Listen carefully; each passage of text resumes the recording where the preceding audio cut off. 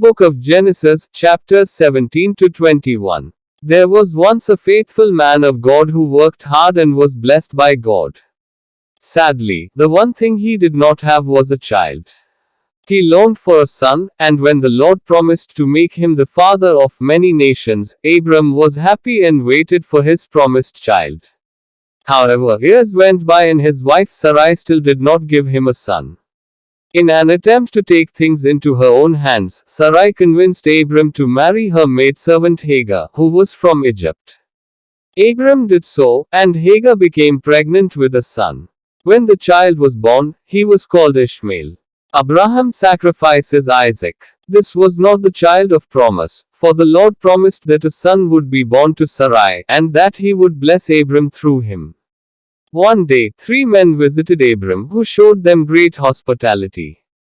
These men were actually God and his angels who came in disguise. They told Abram that by the same time next year, Sarai would have a son.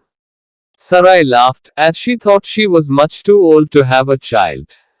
The Lord also gave Abram and Sarai new names, and from then they were known as Abraham and Sarah, for Sarah means princess, and she would be the mother of many nations. The Lord kept his promise, and at the same time next year, a son was born to Sarai. They named him Isaac, which means laughter, because Sarah had laughed when she was told she would have a son.